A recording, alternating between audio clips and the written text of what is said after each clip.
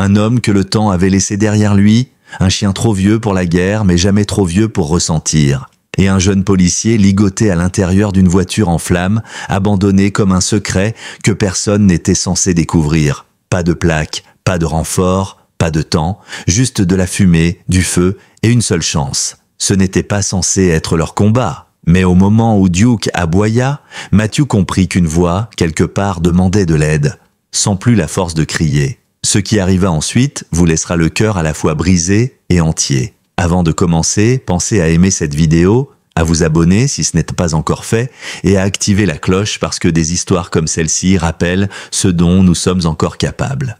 Cette nuit-là, le vent descendait en rafales glaciales des sommets de la chaîne des monts Wyler, tranchant à travers les pins de Richfield, Colorado, comme un murmure de rasoir qui avait même fait taire les coyotes. La neige était tombée plus tôt dans la soirée et recouvrait désormais la route sinueuse en dehors de la ville d'un épais manteau blanc comme une nouvelle couche d'oubli. À 1h14 du matin, presque toute la ville dormait, mais dans une clairière, juste après le ruisseau Hollowbrook, le feu se propageait. Laissez un j'aime si cette histoire vous a touché et racontez-nous votre ressenti dans les commentaires, ainsi que la ville d'où vous nous regardez. Et maintenant, reprenons le fil de cette incroyable histoire. Matthew Briggs était resté éveillé, encore une fois pas par choix. Depuis que l'accident cérébral avait emporté sa femme Emily 3 ans plus tôt, le sommeil lui avait tourné le dos.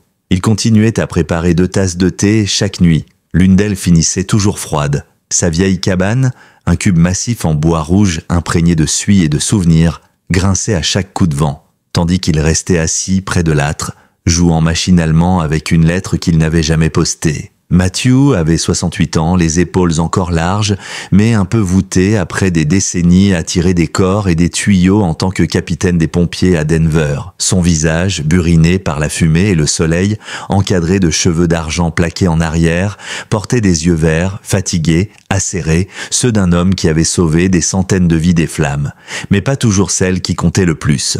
Duke remua près de la porte. Le chien, un berger allemand de 9 ans, noir de sel avec les pattes rousses, fixait l'obscurité au-delà de la fenêtre. Ses oreilles, encore droites malgré l'âge, frémirent. Duke accompagnait Matthew depuis la dernière année de service, un ancien chien de sauvetage de la brigade. Il avait autrefois arraché des vies à la mort. Matthew ne cessa jamais de le traiter comme s'il le faisait encore. Le moment arriva sans bruit. Duke se dressa d'un coup, grogna bas, puis poussa un long hurlement aigu et perçant. Sans attendre, il bondit à travers la chatière et disparut dans la nuit enneigée. « Duke !» cria Matthew en attrapant son manteau, ses bottes à peine lacées. Dehors, l'air sentait le pin et la fumée lointaine.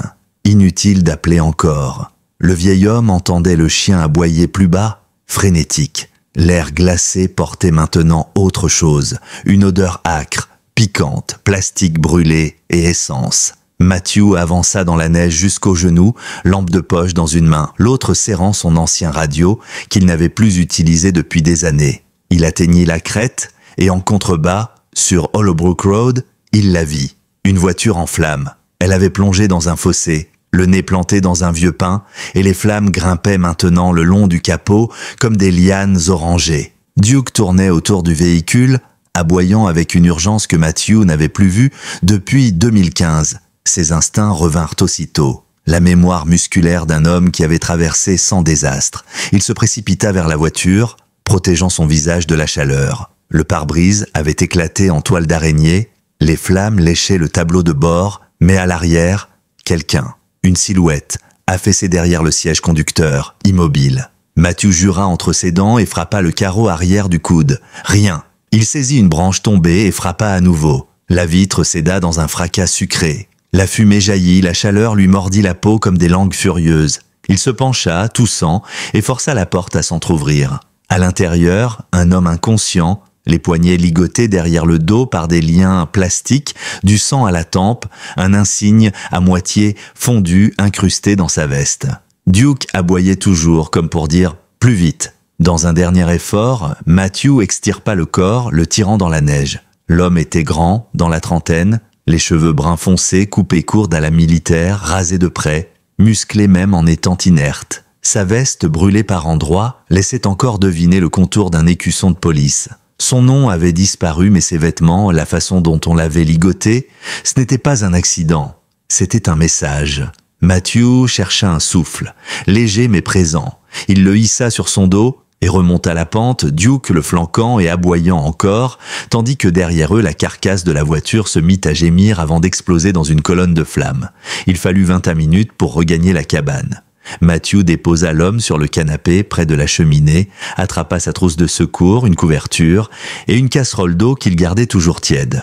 Il vérifia ses pupilles, ses signes vitaux, la pression sur le crâne, rien d'immédiatement mortel. Mais cet homme, qui qu'il soit, avait été laissé pour mort. Le feu crépitait. Duke s'était allongé aux pieds du blessé, posant une patte protectrice sur sa botte. Matthew fixa la lettre posée sur la table. Elle portait cette adresse qu'il n'avait jamais osé envoyer. À Tyler Briggs, où que tu sois. Son fils, aperçu pour la dernière fois 5 ans plus tôt, après une décharge déshonorante de l'armée et une tempête de disputes jamais réparée, ne la lirait peut-être jamais. Matthew soupira. Il baissa les yeux vers l'homme à moitié mort sur son canapé. Le feu désormais bien chaud. « On dirait que j'ai pas fini de sauver des gens », murmura-t-il. À moitié pour lui, à moitié pour Duke. Dehors, la neige se remit à tomber. Le matin se leva lentement sur les pins recouverts de neige. Le ciel restait d'un gris lourd, comme de la cendre qui ne retombait pas tout à fait après un incendie. La lumière traversait les fenêtres étroites de la cabane en longues stripales peinant à réchauffer le parquet glacé. Une bouilloire sifflait doucement sur le poêle et la cheminée diffusait un faible crépitement, projetant des reflets d'ambre sur le visage endormi de l'inconnu étendu sur le canapé. Matthew restait debout près de l'évier, ses mains enserrant une vieille tasse ébréchée. Il n'avait pas fermé l'œil. Il avait veillé sur l'homme toute la nuit, comme il l'avait fait jadis pour les jeunes recrues, quand la panique les frappait lors de leur premier feu. Ses os lui faisaient mal à cause du froid qui s'insinuait dans le plancher. Mais ce n'était pas ce genre d'inconfort qui le maintenait éveillé. C'était ce silence pesant qui émanait de l'homme inconscient, ce silence d'un livre fermé qui cachait encore son histoire. Duke était assis en sentinelle à côté du canapé, ses oreilles frémissant de temps en temps, ses yeux fixés vers la fenêtre orientée vers la lisière de la forêt. Par moments, il émettait un grognement sourd, presque inaudible, pas agressif, mais pas détendu non plus. Matthew le remarquait. Les instincts du vieux chien étaient encore vifs, et il n'aboyait jamais sans raison. L'homme sur le canapé remua légèrement, un frémissement dans les doigts, un tic au coin des yeux, puis un brusque sursaut, comme s'il avait émergé d'un lac glacé. Ses yeux s'ouvrirent en grand, d'un brun sombre, limpide mais sauvage, et il tenta de se redresser trop vite. La douleur le frappa immédiatement, lui arrachant un gémissement alors qu'il portait la main à ses côtes. « Doucement », dit Matthew, s'approchant et s'agenouillant à côté de lui. « Ça va aller ? Vous êtes en sécurité. »« Où ?» murmura l'homme d'une voix rauque. « Où suis-je ? » ?»« Dans ma cabane, à l'extérieur de Richfield. Vous avez eu un accident de voiture ?» Matthew marqua une pause avant d'ajouter d'un ton plus grave. « Enfin, pas seulement. La voiture brûlait. Vous étiez ligoté. Je vous ai tiré de là. » L'homme cligna des yeux, sa respiration se bloquant. Il balaya la pièce du regard, lentement. La cheminée en pierre, les livres reliés en cuir, la couverture de laine qui le couvrait. Ses yeux se posèrent sur Duke. Le chien ne bougea pas. « Je ne me souviens pas. Rien ne me revient. » Matthew le fixa longuement. « Votre nom ?» L'homme déglutit, hésitant. « Je ne sais pas. » Matthew soupira par le nez. « Ça complique les choses. » Il resta un moment en silence, puis tira un tabouret et s'assit à côté du canapé. « J'ai trouvé quelque chose sur votre bras. » Doucement, il retroussa la manche du blessé, révélant un tatouage partiellement brûlé près du biceps. La peau était noircie par la suie, mais les contours restaient lisibles. Un écusson en forme de bouclier, un aigle stylisé. En dessous, des lettres presque effacées, RPD. Ça ressemblait à une plaque autrefois, fiston. Police, Richfield, Police Department. À moins qu'un autre type dans le coin utilise la même typographie, l'homme fronça les sourcils en fixant le tatouage. J'ai l'impression de connaître ça, mais rien ne revient. Matthew l'observait avec attention. Cet homme avait le corps d'un soldat, sec, musclé, une carrure forgée par l'endurance, ses mâchoires carrées, ses lèvres pincées, comme habitué à retenir des mots. Ses yeux, plus clairs maintenant, mélangeaient confusion et prudence, comme s'il avait appris à ne même pas se faire confiance à lui-même. « Vous voulez un nom provisoire ?» demanda Matthew calmement. Après un silence, l'homme articula lentement. « Alex, je crois que c'est Alex. » Matthew hocha la tête. « Très bien, Alex, vous êtes en sécurité ici, pour le moment. » Derrière eux, Duke grogna encore, le regard toujours fixé sur la fenêtre. Alex le remarqua aussi. « Ce chien, il est tendu. »« Oui, » confirma Matthew. « Il ne se comporte comme ça que quand quelque chose cloche. » Ils tournèrent la tête ensemble vers la forêt, les arbres, immobiles. Aucune trace dans la neige, hormis celle que Matthew avait laissée la veille. Mais Duke ne se détendait pas. Il restait assis, oreilles dressées, comme s'il écoutait des sons inaudibles pour les humains. « Je crois que ce qui vous est arrivé, dit Matthew à voix basse, n'est pas encore terminé. » Alex se laissa retomber à bout de force. « J'ai la sensation que quelque chose me poursuit, mais je ne me souviens pas quoi. » Matthew ne répondit pas. Il prit la lettre qui traînait toujours sur la cheminée, celle qu'il n'avait jamais postée. Il la posa doucement sur la table près du canapé. « On a tous nos fantômes, » murmura-t-il. « Parfois ils ont un nom, parfois pas. » Ils ne parlèrent plus beaucoup après cela. Matthew prépara du gruau, Alex en avala quelques cuillerées. Il ne chercha pas à forcer ses souvenirs. À la place, Matthew s'occupa de vérifier ses réflexes, ses douleurs, comme pour une routine après traumatisme. Physiquement, Alex répondait bien, mais son esprit restait accroché à des murs vides. Duke ne quitta pas sa place toute la journée, et quand la nuit retomba, le vieux chien resta assis face à la fenêtre, les oreilles toujours aux aguets, comme s'il gardait plus qu'un simple homme et les regrets d'un vieux pompier. Au matin du 3e jour, la tempête s'était dissipée, laissant Richfield sous une chape blanche fragile. L'air sentait la neige fondue et l'écorce de pin humide, mais Matthew savait d'expérience que ce genre de silence pouvait cacher bien pire que le bruit. Les routes restaient désertes, et les arbres, eux, semblaient écouter. Alex était assis à la table de la cuisine, une tasse de café noir entre les mains. Ses jointures étaient encore éraflées par le verre brisé, bien que Matthew les ait bandées avec soin. Il fixait le liquide sombre, comme s'il espérait y voir son passé. Matthew enfilait sa veste. « Je vais faire un tour, dit-il, vérifier un truc. Reste au chaud, ne réponds à la porte que si c'est moi, ou le chien. » Alex leva les yeux. « Tu crois que quelqu'un pourrait venir ?» Matthew haussa une épaule. « Après la nuit dernière, je ne prends plus rien pour acquis. » Duke, déjà assis devant la porte, poussa un léger jappement. Son pelage d'hiver le faisait paraître plus massif, et les mèches grises autour de son museau lui donnaient des airs de vétéran. Il portait à nouveau son vieux harnais, un mélange de toile et de cuir que Matthew avait cousu lui-même. Il avait vu des incendies, des inondations et des toits qui s'effondraient. Duke le portait comme une médaille. Le chemin jusqu'au site de l'accident était glacé, mais la vieille camionnette connaissait la route. Matthew et Duke longèrent dans des clôtures gelées, des arbres décharnés, la montagne pâle à l'horizon sous un ciel de perles. Quand ils atteignirent le virage, Matthew se gara près du fossé où la voiture avait brûlé. Les branches calcinées d'un pin fumaient encore légèrement. Duke sauta aussitôt de la cabine, le museau en l'air, avançant prudemment, la queue raide. Matthew s'approcha de la carcasse noircie. La neige avait fondu tout autour de l'explosion, avant de regeler, laissant des plaques de glace tranchantes. Il savait regarder là où les autres ne voyaient rien. Au bout d'un quart d'heure de fouille silencieuse, il le trouva, à moitié enterré près d'une souche noircie, une plaque métallique déformée par la chaleur mais toujours lisible. Il la dégagea doucement avec un bâton. Sur la face usée, un nom se devinait, A. Collins.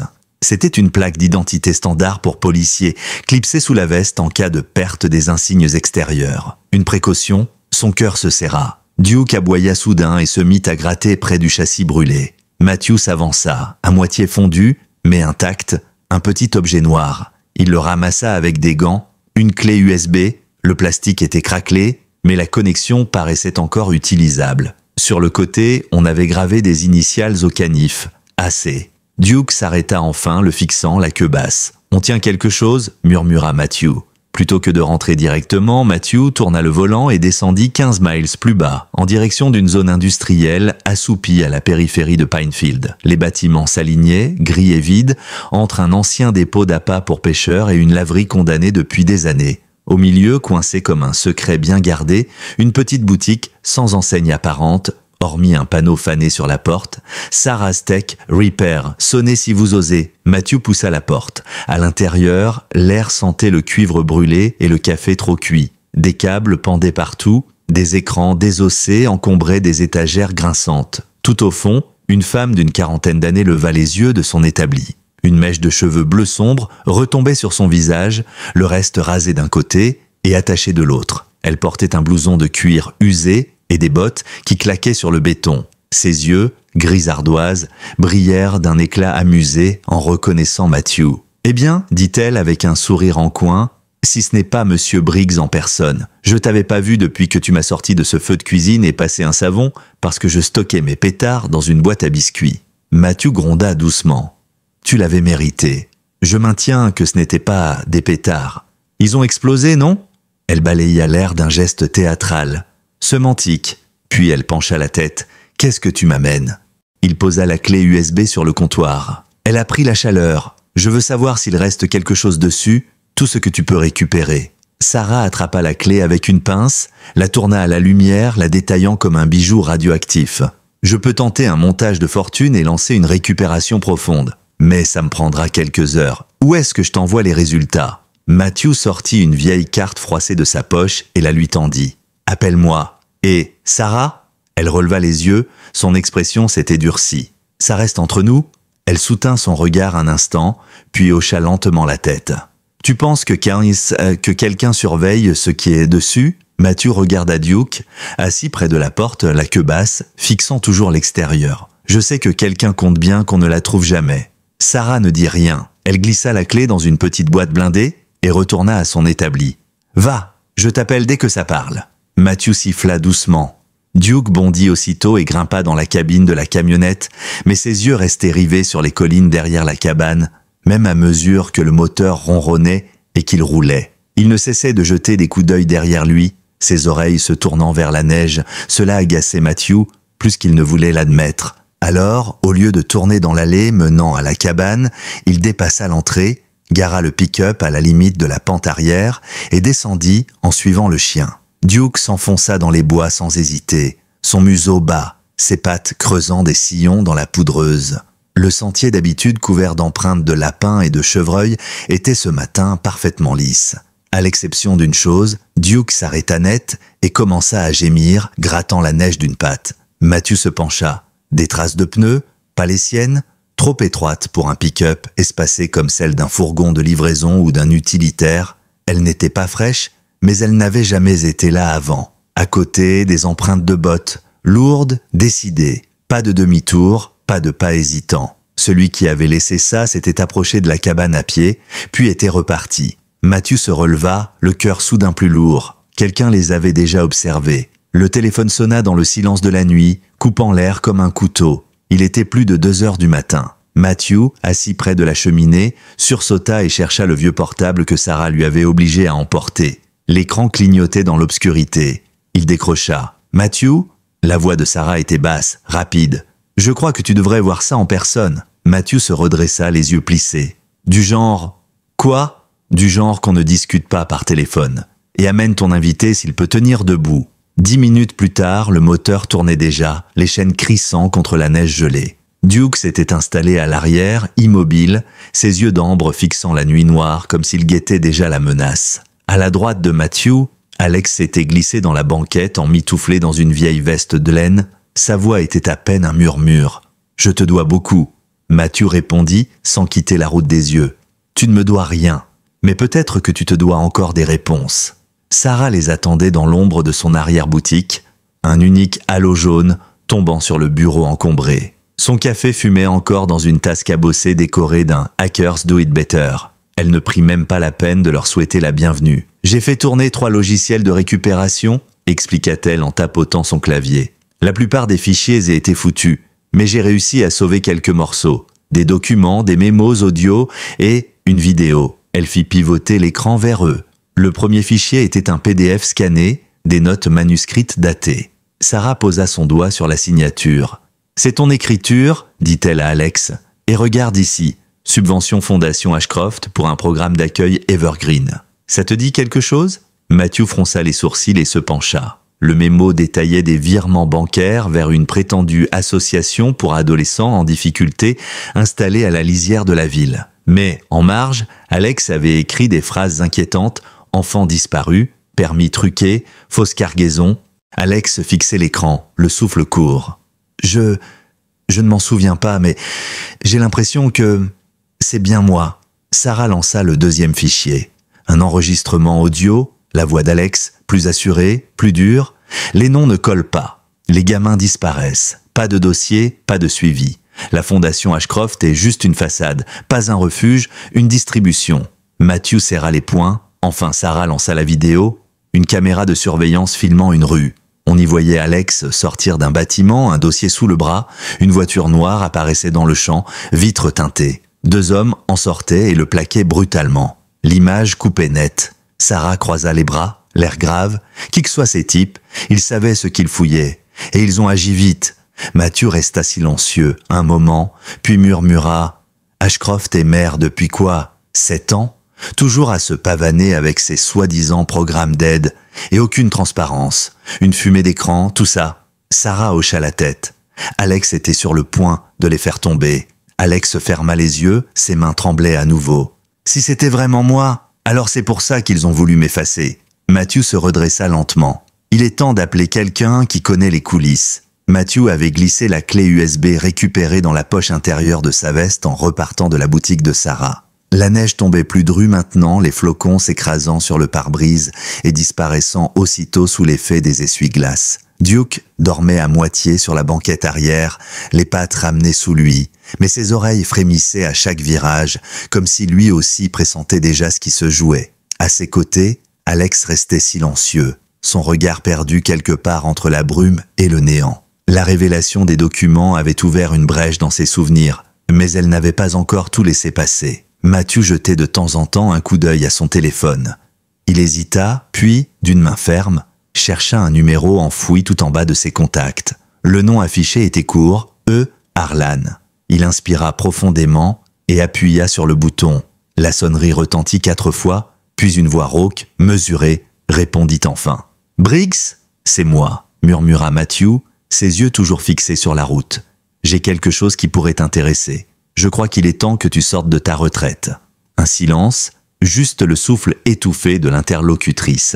Puis elle murmura, comme si elle avait attendu cet appel toute sa vie. « Tu l'as trouvé, on l'a trouvé. Il s'appelle Alex Collins. Il travaillait sur un dossier qui relie Ashcroft à un réseau de trafic. Ils ont essayé de le brûler vif. » Le souffle dans le combiné s'arrêta un instant, puis reprit plus lourd. « Où êtes-vous » ? »« À l'arrière de la boutique de Sarah, à Pinefield. Ramène ce qu'il te reste de fiable. » 1 heure plus tard, un vieux SUV vert, couvert de sel et de poussière, se gara devant la boutique. À travers la vitre embuée, Matthew aperçut la silhouette haute et droite de l'ancienne shérif du comté. Erin Harlan descendit lentement, une main sur la portière, l'autre ajustant le col de sa chemise de flanelle. Elle avait la cinquantaine bien avancée, le visage marqué par les années passées à lutter contre des ennemis qu'on ne voyait pas toujours. Ses cheveux, mêlés de gris, étaient tressés lâchement, et ses yeux sombres portaient la fatigue de quelqu'un qui avait appris à ne plus faire confiance à personne. Elle portait un manteau de terrain bleu marine, sous lequel la crosse d'un pistolet dépassait sans chercher à se cacher. Son regard balaya la pièce, s'arrêta sur Sarah qui hochait la tête en guise de salut, puis se posa sur Alex. « C'est lui ?» demanda-t-elle, sa voix grave emplissant la pièce. Alex se leva péniblement et inclina la tête. « On dirait bien » murmura-t-il. Erin le détailla des pieds à la tête, puis tourna les yeux vers Matthew. « Ça ressemble à lui, dit-elle, mais plus abîmé que dans mes souvenirs. »« Nous sommes tous plus abîmés, » répondit Matthew sans détour. Erin croisa les bras, puis Matthew lui tendit la clé USB. « Il a trouvé quelque chose, Erin, et on ne va pas les laisser effacer ça. » Elle prit l'objet avec une précaution quasi solennelle et le glissa dans sa poche intérieure. Ses yeux devinrent plus durs encore. « Tu sais ce que ça veut dire, Briggs ? Ashcroft ne joue pas tout seul dans sa cour. Il a des amis. À l'échelle de l'État, peut-être même plus haut, si on se plante, on disparaît. » Matthew garda son calme, son regard vert transperçant la pénombre de la boutique. « Alors on ne se plantera pas, on le fera intelligemment. Et on finira ce qu'Alex a commencé. » Erin ne répondit pas tout de suite. Elle tourna la tête vers Alex, qui fixait encore l'écran montrant l'enregistrement de sa propre agression, le souffle court, mais cette fois son regard était plus clair, plus déterminé. « Bien », souffla-t-elle enfin. « On fera ça ensemble. Le matin suivant, la lumière du jour mit plus de temps à percer les nuages, bas et lourds. Un brouillard blanc s'accrochait à la cime des pins, serpentait entre les troncs et les rochers comme un feu sans flamme. La neige fondait par endroits, révélant la terre sombre, mais l'air restait chargé d'une électricité sourde. Dans la cabane, Matthew préparait un gruau sur le poêle, fredonnant un vieux blues à peine audible. Alex était assis à la table, le dos voûté, ses mains en serrant une tasse de café encore trop chaude pour être bue. Ses côtes le faisaient toujours souffrir, mais sa posture s'était redressée depuis la veille. Ses souvenirs, eux, semblaient toujours coincés dans un recoin de sa mémoire, trop douloureux pour sortir d'un coup. Duke trottait sur le parquet, ses griffes résonnant contre le bois, avant de venir se coucher aux pieds d'Alex. Il leva la tête, le regardant fixement. Le berger allemand avait adopté Alex comme s'il l'avait toujours connu. Parfois, il restait des heures à côté de lui, le museau posé sur ses genoux, à le fixer comme s'il pouvait lire ce qui se passait dans sa tête. Alex posa sa main sur la tête du chien, grattant derrière ses oreilles. « T'es un bon chien » murmura-t-il. Duke ne bougea pas. Au lieu de ça, il se leva, s'approcha de la porte arrière, poussa le battant du museau et sortit dans le froid sans attendre. Matthew et Alex le suivirent du regard jusqu'à ce que la brume le dévore. « Il fait souvent ça » commenta Matthew. « Il sent des choses qu'on sent pas. Et il revient toujours avec des souvenirs. Parfois, c'est un lapin crevé. Une fois, c'était une vieille tongue. » Alex esquissa un sourire pour la première fois. Un vrai sourire, qui redonna à son visage une part d'humanité. 15 minutes plus tard, Duke revint. Mais cette fois, il portait quelque chose dans sa gueule. Matthew le vit en premier. Une plaque de métal, glaciale et tordue, sale de neige et de suie. Le chien la posa avec précaution sur le seuil, puis recula, assis, ses yeux fixés sur Alex. Alex s'agenouilla, ramassa l'objet, le frotta pour en retirer la neige. C'était une plaque. La sienne, déformée, noircie, mais les lettres restaient visibles. R.P.D. Et juste au-dessus, le nom Alex Collins. Ses doigts se figèrent. La plaque était glacée, mais sa poitrine s'embrasa. Une vague de mémoire brutale déferla sur lui. Des sirènes, de la pluie sur l'asphalte, une voix criant quelque chose, trop loin pour être comprise. Sa respiration se bloqua. Ses jambes cédèrent et il recula jusqu'au comptoir, vacillant. Matthew le rattrapa par le coude. « Je me souviens » murmura Alex, les yeux humides mais clairs. Duke resta immobile, ses yeux d'ambre toujours fixés sur lui. Matthew l'aida à s'asseoir sans rien dire. Alex leva les yeux vers lui, les pupilles brillantes. « Je me souviens de ma mère » dit-il doucement. Elle était infirmière, mère célibataire. Elle essayait si fort, mais elle a sombré dans les médicaments. Elle disait que ça l'aidait à dormir, puis à rester réveillée. Et un jour, elle ne s'est plus jamais réveillée. J'avais 16 ans. C'est moi qui l'ai trouvée. Le silence tomba, lourd et respectueux. J'ai juré de ne plus jamais laisser ça arriver à quelqu'un d'autre. Je suis entré dans la police, spécialisé dans la lutte contre les trafics. Mais ce n'était pas juste des pilules. Il y avait des enfants disparus. Personne ne suivait les papiers. Alors j'ai fouillé et j'ai trouvé quelque chose de gros. Matthew resta penché, ses mains jointes. Mais j'ai dû aller trop loin. Voilà pourquoi ils ont voulu m'effacer. Matthew se leva et alla chercher une bouteille de rail sur l'étagère. Il se servit d'un verre, en but une gorgée avant de murmurer « On n'est pas les seuls à vouloir réparer des erreurs ». Duke vint poser sa tête sur les genoux de Matthew, la queue battant mollement. Alex tourna la tête vers la fenêtre fixant la forêt. Ses traits étaient plus fermes maintenant, plus sûrs. « Alors, dit-il, sa voix plus posée, finissons ce qu'on a commencé. » Les nuages avaient recouvert Ridgefield comme une couverture humide, lourd et bas sur la forêt. La neige avait cessé, remplacée par une pluie froide et fine qui glaçait les mains dès qu'on les sortait des poches. La route menant à Horizon Haven, ce que tout le monde appelait encore le refuge, était déserte. À travers les gouttes, sur le pare-brise, la façade de la bâtisse se dessinait dans la lumière du soir. Alex, assis du côté passager du vieux SUV d'Erin, fixait la maison d'un air absent. Il portait un manteau noir doublé de laine et serrait machinalement ses poings. À l'arrière, Duke ne tenait pas en place. Ses oreilles se dressaient au moindre craquement et son souffle se condensait en brume à chaque exhalation. Il semblait presque impatient. Horizon Haven n'avait rien d'une prison, c'était là toute son habileté. Sur le papier, c'était un centre d'accueil agréé pour adolescents en rupture familiale, soutenu financièrement par la fondation Ashcroft. À l'extérieur, tout respirait la respectabilité. Pelouse bien taillée, fenêtres aux volets bleus, enseignes blanches aux lettres peintes en doré. Là où chaque enfant mérite une seconde chance. Mais Matthew, Alex et Erin savaient que derrière cette façade, le refuge cachait une autre réalité. Erin serra le levier de vitesse et jeta un œil dans le rétroviseur. On y va sans éclat. On ne déclenche rien tant qu'on n'a pas de preuves solides à remettre aux fédéraux. On repart avec tout ce qu'on peut, documents, vidéos et noms. Alex ne répondit pas. Son regard était dur et droit, comme s'il fixait déjà la ligne de feu. La camionnette de Matthew les suivait quelques dizaines de mètres derrière. Il avait insisté pour accompagner, malgré les réticences d'Erin. Il était hors de question pour lui de rester en retrait. Brisket, Duke pour tout le monde sauf Matthew, attendait déjà sur le siège passager, concentré comme jamais. Quand ils furent net garés à l'entrée du refuge, Erin tourna la tête vers Alex. « Tu es sûr ?» Il hocha la tête sans la moindre hésitation. Duke poussa un grognement bref, bas, mais parfaitement clair. « Il n'aime pas ce qu'il sent », murmura Matthew en descendant de sa camionnette. Il jeta un regard vers la bâtisse. « Il a déjà flairé des prédateurs. Il sait. » Erin leva un sourcil. « Alors il vient. » Le plan était simple. Erin et Alex entreraient en se faisant passer pour des inspecteurs d'État venus procéder à un audit surprise. Erin avait gardé son ancienne carte d'identification et savait comment s'en servir. Pendant ce temps, Matthew et Duke resteraient dissimulés à la lisière du bois, prêts à intervenir si la situation dégénérait. La pluie s'intensifiait, martelant les vitres et détrempant la cour en gravier. En passant la grille, Erin et Alex croisèrent deux hommes qui chargeaient des caisses dans un fourgon blanc garé derrière la maison. À côté d'eux, une berline noire, luxueuse, restait immobile, moteur éteint, vitres opaques. Le genre de voiture qu'on ne voit jamais stationner longtemps sans raison. Erin murmura à Alex en traversant la cour. Ils nettoient la scène, ils savent d'où qu'on approche. Duke, resté en arrière avec Matthew, grogna à nouveau, les yeux rivés sur les deux hommes en veste grise. Dans le hall d'entrée, la lumière blanche des néons accentuait le côté trop propre des lieux. À l'accueil, un jeune homme au sourire parfaitement inutile leva les yeux de son ordinateur. « Oui ? Que puis-je pour vous ?»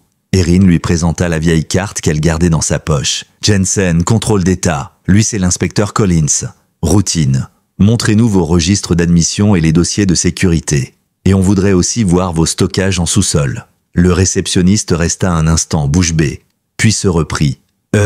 Je dois prévenir la direction. » Erin appuya ses deux mains à plat sur le comptoir, la voix basse et menaçante. « Vous pouvez appeler qui vous voulez. Nous, on attend. » Derrière eux, Matthew longeait la clôture du parking, Duke à ses côtés. Arrivé au niveau de la façade sud, le chien s'arrêta brusquement, le nez levé vers une fenêtre à l'étage légèrement entr'ouverte. Matthew plissa les yeux et avança de quelques pas. Des voix en sortaient, étouffées, mais distinctes. Le transport aurait dû partir hier. Ashcroft était nerveux. Détruit les registres avant que les auditeurs ne mettent le nez dedans. Une autre voix, féminine, plus froide, répliqua « Laisse-les fouiller, il n'y a déjà plus rien ici. Le vrai stock a été déplacé. » Duke grogna encore plus bas. Matthew porta son vieux toki à la bouche. « Erin, 2 au 2e. Il parle de brûler les preuves. Tu devrais traîner, je m'occupe de filmer. » La voix d'Erin grésilla dans l'écouteur. « Reçu, on gagne du temps. Fais ce que tu sais faire. » Matthew esquissa un sourire. « Avec plaisir. » Dans le hall, Erin et Alex étaient désormais dans une pièce annexe avec les dossiers étalés sur une table. Chaque minute qu'il gagnait ici permettait à Matthew de filmer discrètement la conversation à l'étage. Mais l'ambiance devenait plus tendue. Des silhouettes en costume commençaient à circuler dans les couloirs, chuchotant entre elles, jetant des regards furtifs vers Erin. À l'extérieur, Matthew avait terminé de capturer la vidéo depuis l'arrière de la maison. Il glissa le téléphone dans sa poche, donna une petite tape sur la nuque de Duke. « Allez vieux, on bouge !» Il s'était à peine replacé dans l'ombre du bois qu'une voiture noire s'engagea dans l'allée principale à toute vitesse. Duke se tendit aussitôt. Ses oreilles pivotèrent, son museau frémissant. Et sans prévenir, il bondit. « Duke !» chuchota Matthew, mais le chien était déjà parti, filant dans la neige, silencieux comme une ombre. Le garde en uniforme qui surveillait la porte arrière n'eut pas le temps de réagir. Duke surgit sur lui, crosse en avant, et lui fit lâcher son arme d'un coup de mâchoire. Matthew surgit à son tour, attrapa la matraque du garde et la lui asséna sur la tempe. L'homme s'effondra dans la neige. Matthew murmura dans son talkie « Un an moins, on continue ». Dans le couloir intérieur, Erin venait tout juste d'ouvrir la porte du dortoir où dormaient encore 6 enfants, blottis sur des matelas fins. 3 garçons, 3 filles, entre 9 et 14 ans, tous silencieux. Leurs yeux étaient immenses et brillants dans la lumière blafarde. Alex entra en premier, la gorge serrée. Il parle doucement. « On est là pour vous aider ? Je m'appelle Alex. Ça va aller maintenant. » Une fillette d'environ 10 ans le fixa longuement, puis hocha la tête sans un mot. Erin se mit à couper les colliers de serrage qui fermaient les placards. À l'intérieur, elle trouva des sacs à dos, des vestes et une pile de dossiers administratifs estampillés du sceau de l'État. Elle les fourra dans un grand sac en toile pendant qu'Alex menait les enfants hors de la pièce. Ils avançaient dans le couloir quand tout bascula. La lumière s'éteignit brusquement, les plongeant dans une obscurité totale. Erin hurla « À terre !» avant de tirer la plus grande des filles dans un renfoncement. Une seconde plus tard, des faisceaux de lampes torches et des détonations résonnèrent dans le bâtiment.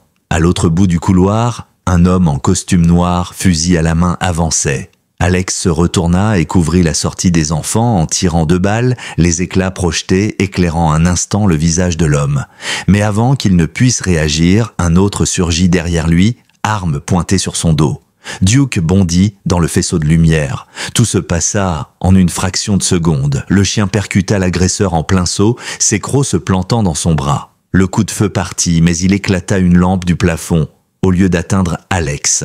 Le chien et l'homme roulèrent au sol dans un vacarme étouffé. Alex fit volte-face, arracha l'arme des mains de l'homme et l'assomma d'un coup sec. Quand il se retourna, il vit Duke haletant, allongé sur le flanc. La respiration rapide, une tache rouge s'élargissant sur son pelage. Alex s'agenouilla, le cœur battant à tout rompre. « Tiens bon !» souffla-t-il, en pressant ses mains contre la plaie. Matthew surgit à ce moment-là, le visage décomposé.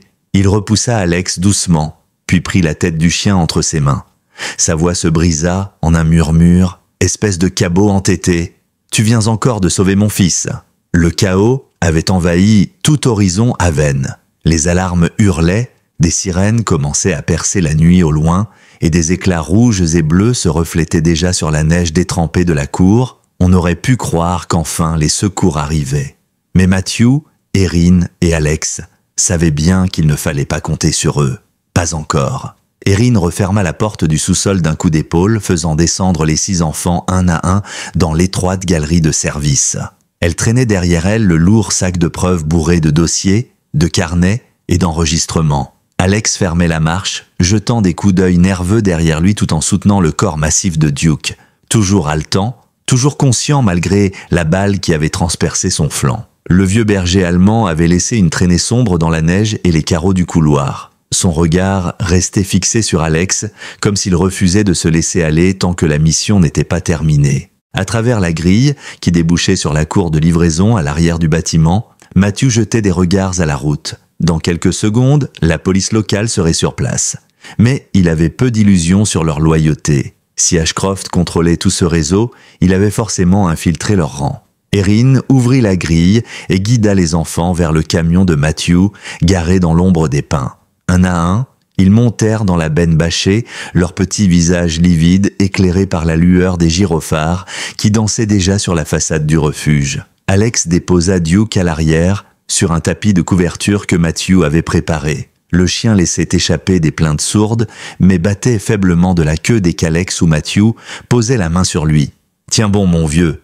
murmura Matthew en appuyant un chiffon sur la plaie. « T'as déjà vu pire, hein ?» Erin grimpa derrière le volant et la camionnette démarra dans un grondement, laissant derrière elle les cris, les sirènes et les flammes. Une partie du bâtiment avait pris feu, probablement allumé à la hâte par les hommes d'Ashcroft pour faire disparaître les preuves qu'ils n'avaient pas eu le temps d'emporter. Personne ne tenta de les arrêter. Les voitures noires qui entouraient la cour restaient immobiles, comme si leurs occupants savaient qu'ils venaient de perdre plus qu'ils n'avaient imaginé. 1 an plus tard, le printemps avait fini par chasser l'hiver à Ridgefield. La neige n'encombrait plus que les hauteurs et la vallée respirait à nouveau sous la lumière tiède des après-midi. Le monde avait changé depuis cette nuit-là. Et la ville, elle aussi, portait ses cicatrices. Mais elles avaient été recousues d'une façon nouvelle. Dans les journaux, on avait parlé du scandale d'Horizon Heaven pendant des semaines. Des photos du maire Ashcroft en costume froissé et menotté avaient fait la une de la presse nationale. Des dizaines d'arrestations avaient suivi. Des audiences à huis clos. Des révélations insoutenables. Ashcroft avait été condamné à la perpétuité sans possibilité de libération conditionnelle, et plusieurs hauts fonctionnaires étaient tombés avec lui. Mais ce qui comptait le plus pour Matthew, ce n'était pas les gros titres, c'était ce qu'il avait bâti dans le silence, en parallèle. L'ancienne cabane rouge de North Pine Road avait été rénovée, repeinte d'un rouge vif avec des boiseries argentées. Un nouveau panneau orné de lettres gravées y avait été accroché. Colline Nord, unité volontaire de secours et de sauvetage. En dessous d'une plaque discrète portait 4 noms, gravés dans le bois. Matthew Briggs, Ryan Briggs, Alex Collins Duke. La cabane n'était pas un bâtiment officiel, ni même une caserne reconnue. C'était un lieu vivant. Un foyer où la communauté s'entraînait, se préparait, se réchauffait les soirs d'hiver autour de cafés brûlants et de tables en bois. On ne se contentait plus d'attendre les catastrophes, on apprenait à les prévenir. Duke, malgré son opération et la longue convalescence, trottait désormais entre les tables et les bancs avec un harnais flambant neuf et une attelle brillante sur sa patte arrière. Il boitait encore un peu, mais cela ne l'empêchait pas de se comporter comme s'il était toujours le maître des lieux. Quand quelqu'un entrait dans la cabane, il levait la tête, jappait une fois et suivait la personne à la trace jusqu'à ce qu'il soit sûr qu'elle n'était pas une menace. Alex, lui, avait été réintégré à la police, mais il passait le plus clair de son temps à la cabane. Il enseignait l'autodéfense aux adolescents les mardis soirs, animait des groupes de parole pour victimes de traumatisme le dimanche. Et le reste de la semaine, il patrouillait encore à Richfield, avec une nouvelle plaque sur sa poitrine, et une détermination encore plus farouche dans ses yeux. Ryan Briggs était revenu. À la surprise générale, il s'était présenté un soir devant la cabane, le regard fatigué, la barbe de quelques jours, ses mains couvertes de cambouis. Il avait simplement dit à son père « J'ai entendu dire que cette fois, tu avais répondu à un appel qui comptait. » Matthew ne l'avait pas serré dans ses bras. Il lui avait tendu un café et murmuré « Si tu veux bosser, il y a de la place ici. » Depuis ce jour, Ryan vivait dans la cabane, portant à son tour le titre de Capitaine Briggs. Les soirs d'automne, quand les lumières des lanternes illuminaient la cour et que les rires d'enfants résonnaient entre les troncs, les 3 hommes et Duke se retrouvaient toujours, assis côte à côte sur le perron, chacun avec son café fumant. C'était lors du premier grand dîner annuel, sous les guirlandes et les lanternes, que Matthew avait pris la parole. Il avait levé son verre et dit simplement, sa voix un peu rauque, à ceux qui tiennent bon quand ça brûle. Ryan avait ajouté calmement, à ceux qui ne partent de pas quand ça devient difficile. Et Alex avait souri, pour la première fois sans l'ombre du doute dans son regard. Il avait caressé la tête de Duke et murmuré « Et au chien qui nous a sauvés tous ». Duke avait remué la queue lentement, en fermant les yeux de contentement. Ce soir-là, sous les étoiles d'automne, la lumière du feu crépitait doucement derrière eux. Personne ne disait plus rien. Il n'en avait pas besoin. Et dans la lueur chaude de la lanterne, Matthew songea à voix basse « On ne choisit pas toujours où commence notre histoire, mais on peut choisir avec qui on la termine. » Duke leva les yeux vers lui, ses pupilles d'ambre brillant comme 2 petits soleils, et Matthew sut, à cet instant, que rien n'avait été vain. Le deuxième automne à Colline Nord fut encore plus doux que le premier. Les pins sentaient la résine chauffée au soleil, les flaques d'eau reflétaient le ciel d'un bleu pâle, et dans la cour gravillonnée, 6 enfants riaient en courant autour d'un ancien tuyau d'incendie qu'on avait transformé en jeu d'adresse. Leurs voix se mêlaient aux cris d'oiseaux, presque comme si la neige de l'hiver passé n'avait jamais recouvert leurs visages effrayés. Ils n'étaient plus les mêmes que la nuit où Matthew et Alex les avaient tirés du dortoir d'Horizon Haven. 1 an plus tôt, ils avaient à peine osé parler, à peine osé regarder quiconque dans les yeux. Aujourd'hui, ils riaient aux éclats, les joues roses, leurs yeux de nouveau remplis de lumière. Alex, appuyé contre la rambarde du perron, surveillait la scène avec un sourire discret. Il les connaissait tous par leurs prénoms maintenant. Tyler, 11 ans, toujours à grimper sur les bancs plus haut que permis. Molly qui s'attachait toujours à tenir la main de ses camarades plus petits, et Emma, la plus jeune, aux longs cheveux noirs, qui portait fièrement un badge factice de petite pompier, accroché à son sweat. Leur présence ici avait donné un sens nouveau à la cabane. Ce n'était plus seulement un lieu de préparation aux catastrophes, mais un refuge réel. Un endroit où l'on réapprenait à vivre. À l'intérieur, Erin Harlan supervisait la petite salle de réunion qu'on avait aménagée en bureau d'accueil pour l'association qu'elle avait fondée à la suite du scandale.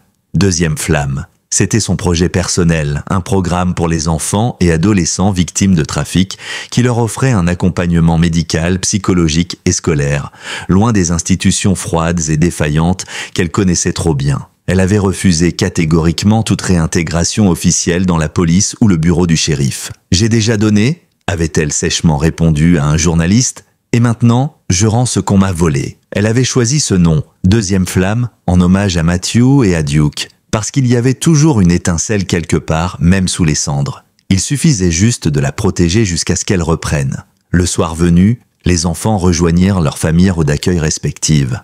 Un à un, leurs silhouettes disparurent dans les voitures venues les chercher, chacune accompagnée d'un adulte bienveillant. Matthew, assis sur le perron avec Duke couché à ses pieds, les suivait du regard en silence. Ryan sortit de la remise, son blouson encore couvert de sueur. « Ils se font à l'endroit », dit-il doucement en s'adossant à la rambarde. Matthew hocha la tête. « Et à nous aussi ». Duke leva la tête, bâilla et reposa son museau sur la botte de Matthew. Ryan garda le silence un instant puis demanda « Tu regrettes jamais tout ça ?»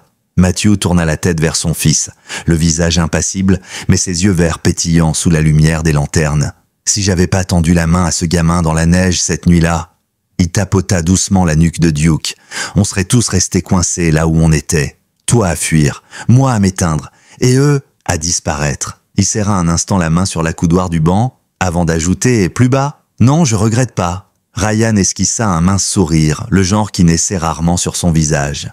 Il regarda les lanternes danser doucement au bout de la cour et dit d'une voix plus ferme « Alors on continue. » Matthew hocha la tête. « Oui, on continue. » Plus tard dans la nuit, alors que la cabane s'était vidée et que les guirlandes lumineuses crépitaient encore faiblement dans le silence, Alex resta seul un moment dans la salle principale. Il se tenait debout devant le mur où les photos encadrées étaient accrochées. À gauche, la vieille photo en noir et blanc d'un jeune Matthew en uniforme à côté de Ryan adolescent et de Duke à peine sorti du chenil. Tous droits, tous fiers, tous fatigués. Et à droite, la plus récente, Alex, Matthew, Ryan et Duke, avec les 6 enfants en demi-cercle devant eux, chacun tenant une petite lampe de poche allumée comme des flamèches dans l'obscurité. Alex resta là longtemps, les mains dans les poches, son reflet dans la vitre superposé à la photo, comme s'il avait enfin trouvé la place qui lui manquait. Il ferma les yeux et murmura « Merci ». Duke, qui s'était discrètement glissé derrière lui,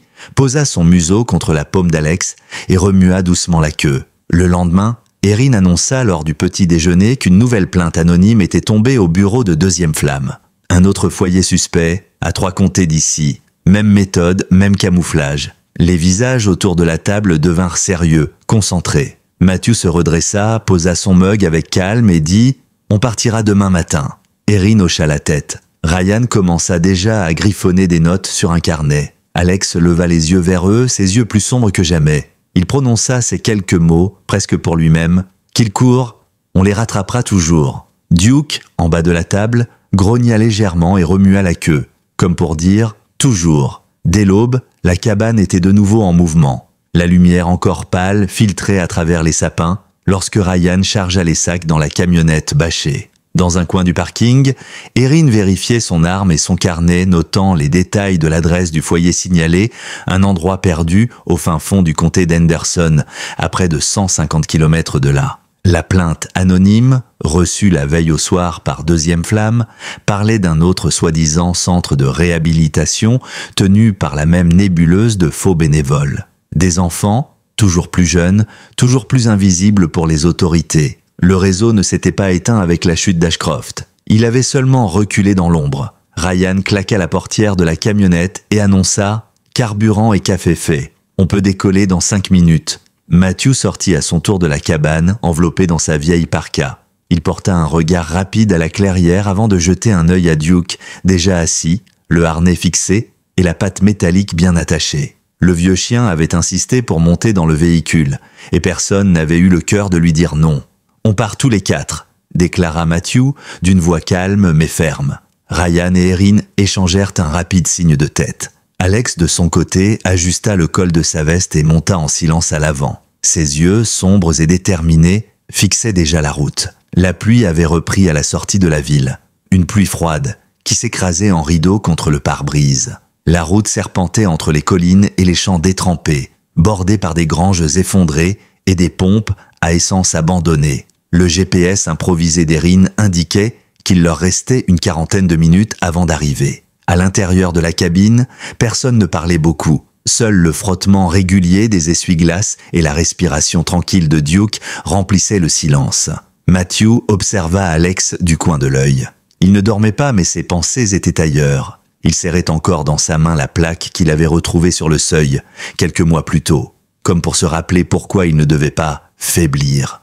Ryan, assis à l'arrière, étudiait les notes d'Erin, sa lampe frontale allumée pour lire dans la semi-obscurité. Il finit par murmurer « Si c'est comme la dernière fois, ils n'auront gardé que ce qu'ils veulent ce qu'on trouve. On aura une chance d'aller au fond des choses seulement si on coupe leur routine. » Matthew approuva. Et c'est pour ça qu'on y va maintenant, pas demain, quand ils croient qu'on les a oubliés. Erin esquissa un demi-sourire.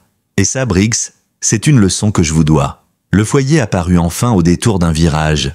Une vieille bâtisse en briques-bœufs rouges, ses volets écaillés peints en bleu ciel. Une pancarte usée accrochée de travers annonçait Hearthstone Youth Center. Dans la cour boueuse, un minibus blanc et 2 berlines noires. Aucune âme dehors, juste une lumière blafarde derrière les rideaux.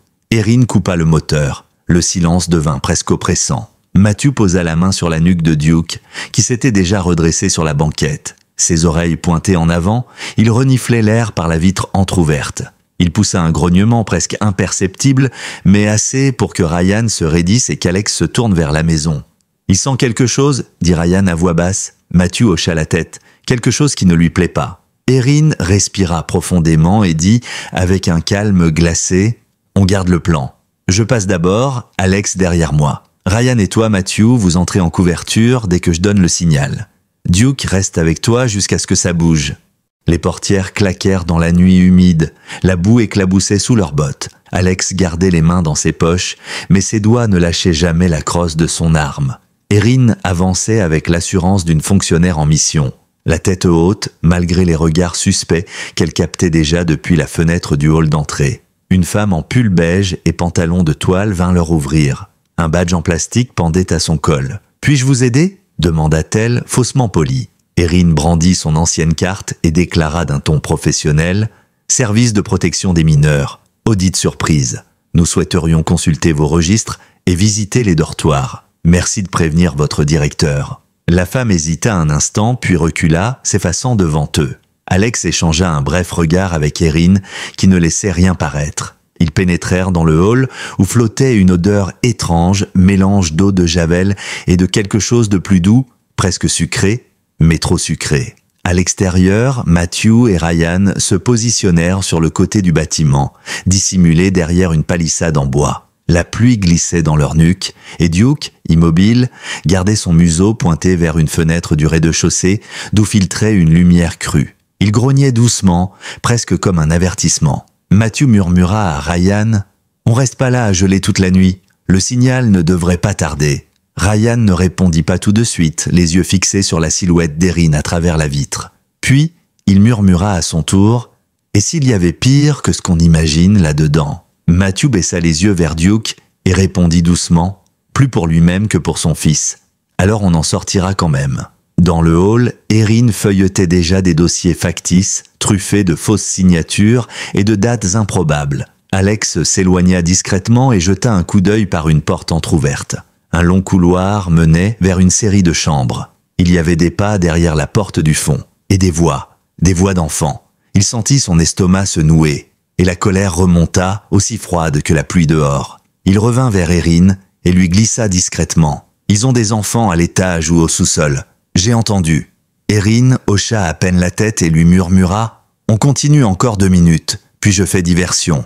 À toi d'aller les chercher. » Alex la fixa un instant, puis acquiesça. 2 minutes, c'était court, mais c'était suffisant. Les 2 minutes s'égrenèrent dans un silence tendu, ponctué par le froissement des pages que feuilletait Erin et le cliquetis d'un vieux radiateur dans le hall. Alex se tenait légèrement en retrait, ses yeux fixés sur la porte du fond qui menait vers les chambres et probablement vers le sous-sol. Puis Erin referma brusquement le dossier sous ses mains. Le bruit sec résonna dans le hall comme un coup de feu. « Il va falloir faire mieux que ça », lança-t-elle à la femme au badge beige qui commençait déjà à pâlir. « Ces registres sont illisibles. Où est votre directeur ? Nous allons inspecter les dortoirs maintenant. » Sans attendre la réponse, elle contourna le comptoir et ouvrit la porte du couloir. Le geste était si naturel, si assuré, que personne n'osa protester. Dans la confusion qui suivit, Alex se glissa dans l'ombre derrière elle, puis disparut silencieusement dans l'escalier menant au sous-sol sans que personne ne le remarque. L'escalier grinçait sous ses bottes. L'air se faisait plus humide et plus froid à mesure qu'il descendait. L'odeur d'eau de javel, forte à l'étage, se mêlait ici à un relent métallique, presque sucré, qui lui donna la nausée. Ses doigts serrèrent instinctivement la crosse de son arme. Une porte en fer rouillé l'attendait en bas, légèrement entr'ouverte. Il tendit l'oreille, aucun bruit. Pourtant, il sentait qu'il y avait quelqu'un derrière, quelque chose. Il poussa la porte du bout des doigts et la lumière blafarde d'un néon faiblard inonda un couloir au mur décrépit. Des bruits légers, des chuchotements étouffés venaient d'une pièce au bout. Et soudain, une plainte, faible, un son d'enfant. Le cœur d'Alex battait à tout rompre quand il atteignit la pièce.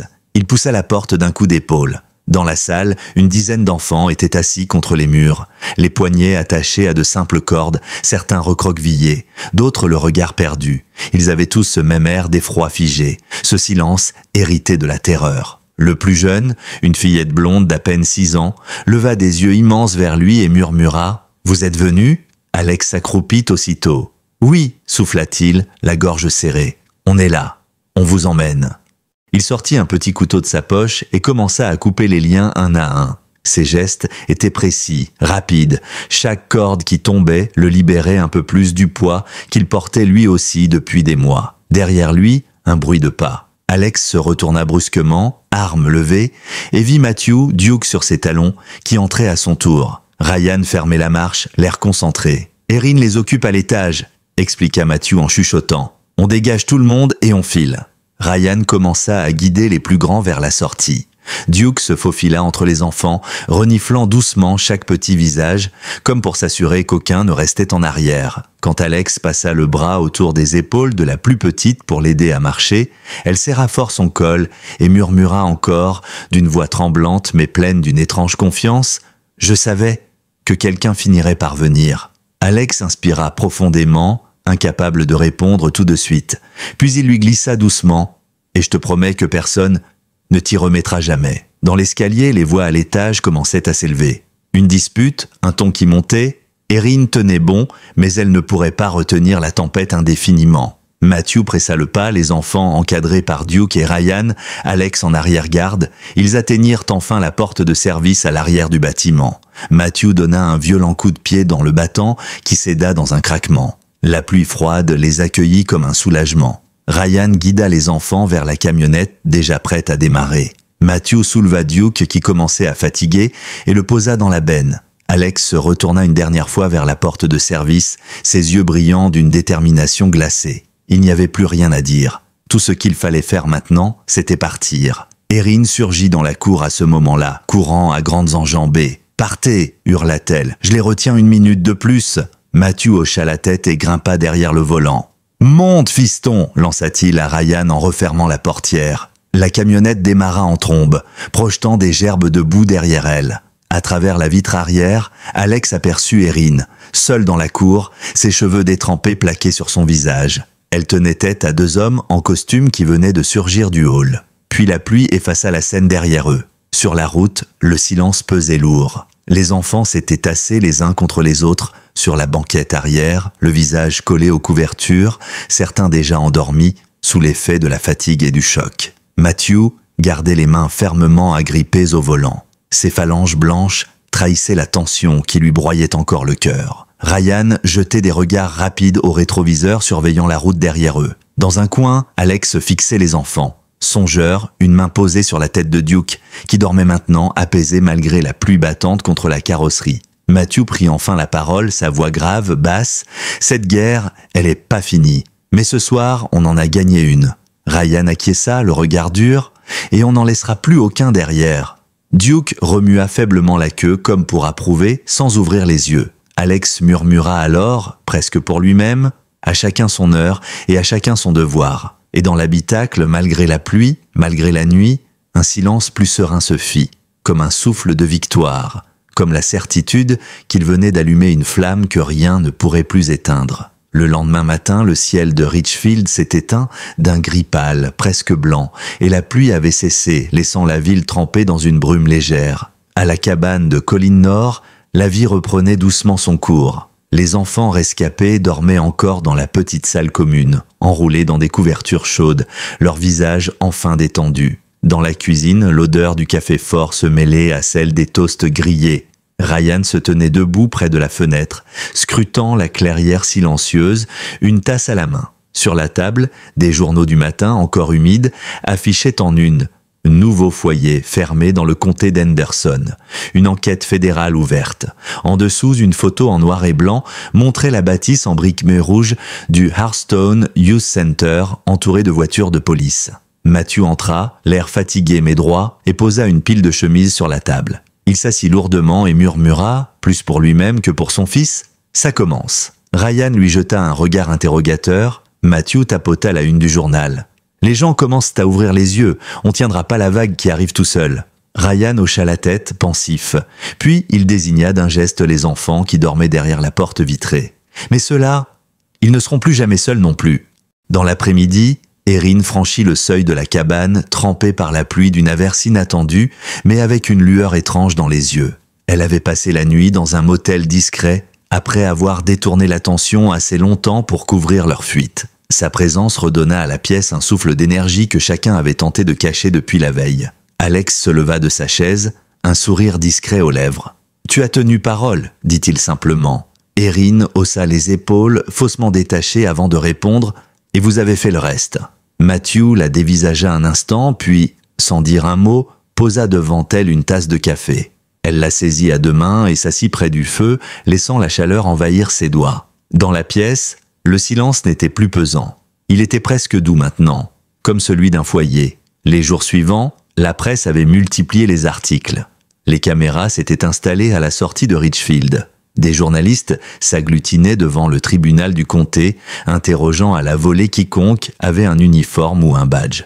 Mais jamais personne n'évoqua directement la cabane rouge, ni Matthew, ni Ryan, ni Alex, ni Erin. Les médias parlaient d'une mystérieuse équipe locale qui avait agi discrètement, puis disparu. Mais la plupart des habitants de Richfield savaient déjà, et ils gardaient le secret, par reconnaissance, par respect. Une semaine plus tard, la cour de la cabane fut le théâtre d'un petit miracle discret. Les 6 enfants sauvés des 2 foyers étaient de retour pour un après-midi d'atelier organisé par Deuxième Flamme. Sur les tables en bois, il y avait de la peinture, des pinceaux, des feuilles vierges. Certains peignaient des paysages, d'autres des maisons. Et au milieu d'eux, une fillette aux cheveux blonds traçait lentement la silhouette d'un chien. Elle releva la tête vers Alex et lui tendit timidement son dessin. Un grand berger allemand noir et feu, assis dans la neige, la tête haute, une lumière dans les yeux. « C'est lui !» dit-elle. Alex sentit un nœud se former dans sa gorge.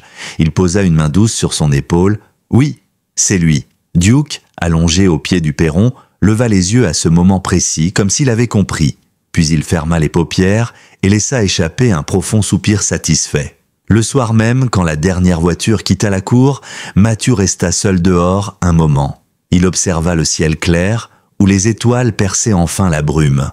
Dans la lumière jaune des lanternes, les visages d'Erin, Alex, Ryan et même ceux des enfants semblaient plus vivants que jamais. Ryan vint le rejoindre, main dans les poches. Après quelques secondes, il dit doucement « Tu penses qu'on a gagné ?»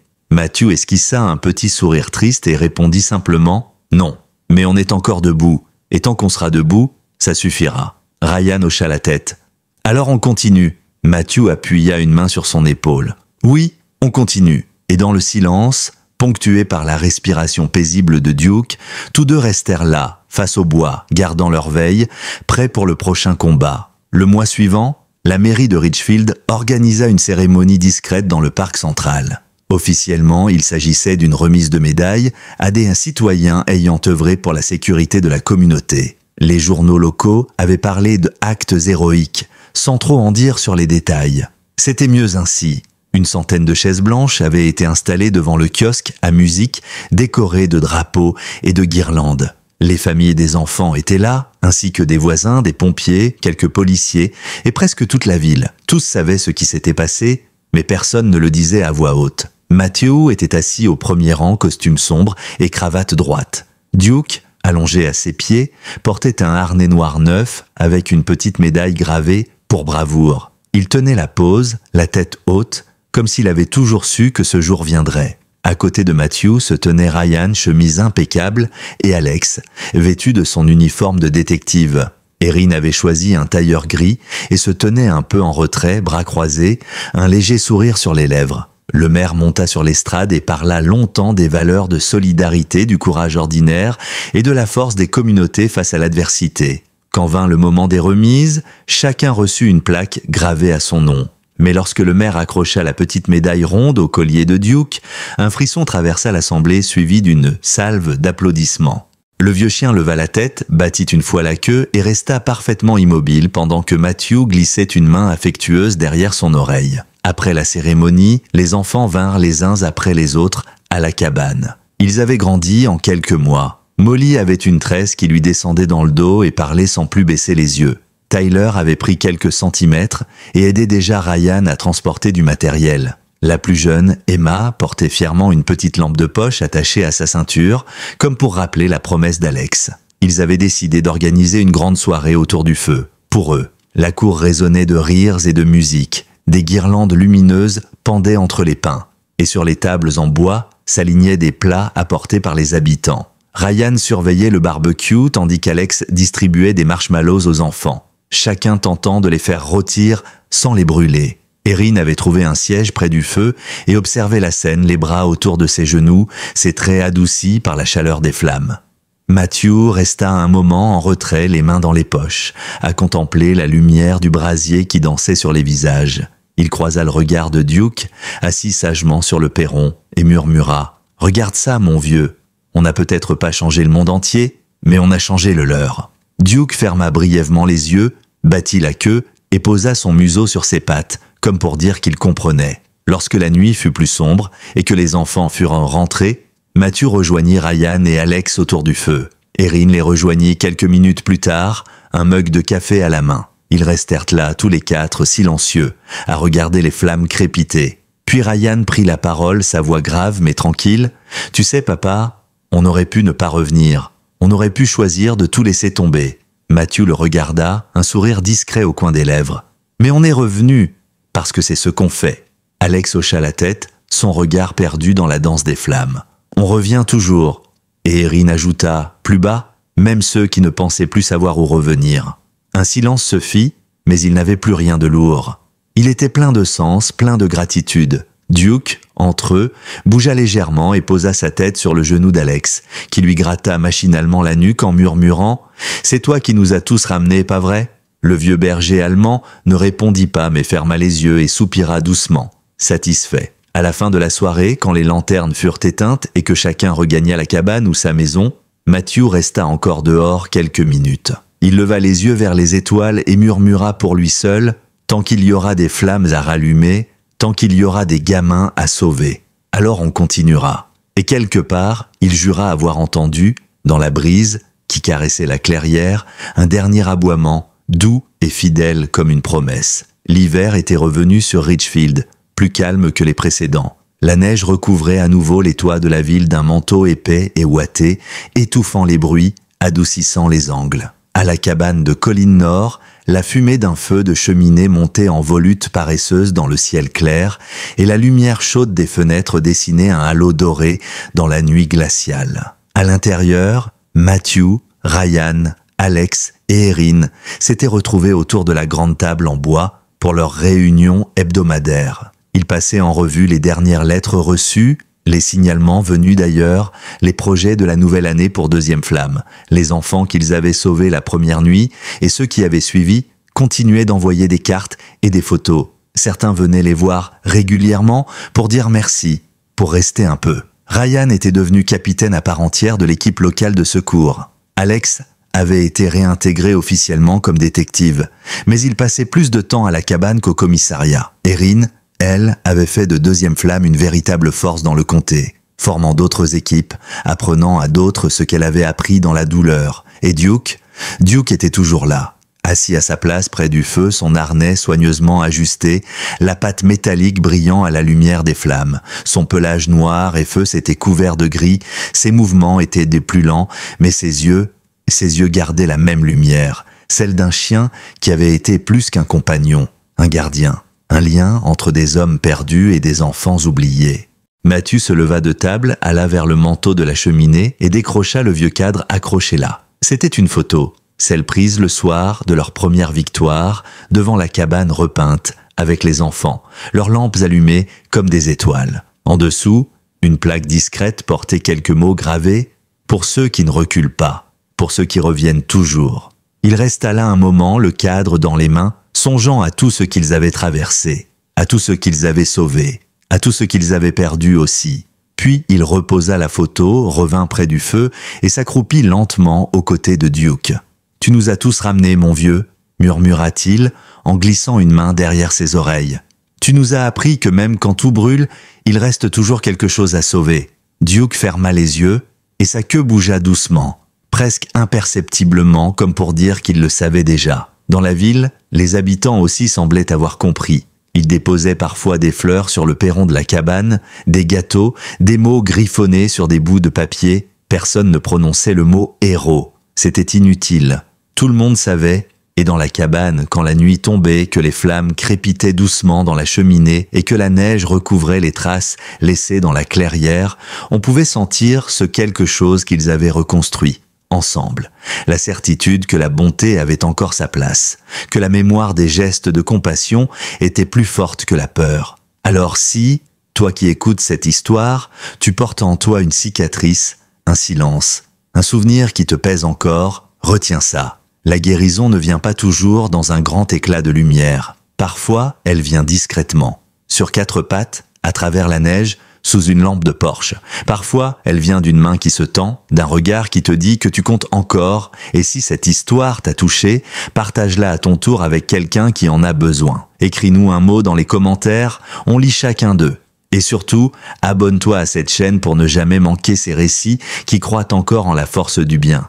Que tes jours soient courageux, que tes nuits restent chaudes, et que Dieu bénisse toujours ceux qui choisissent la compassion, même quand le monde semble l'avoir oubliée. Car il y aura toujours des flammes à rallumer, et toujours des âmes pour ne pas les laisser s'éteindre. Laissez-nous un commentaire ci-dessous, nous les lisons tous, sans exception. Et n'oubliez pas de liker, de vous abonner à la chaîne et d'activer la cloche pour ne jamais manquer ces histoires qui continuent de croire en la bonté. Que vos journées soient courageuses, que vos nuits restent chaleureuses, et que Dieu bénisse tous ceux qui choisissent encore la compassion dans un monde qui parfois oublie d'être aimable.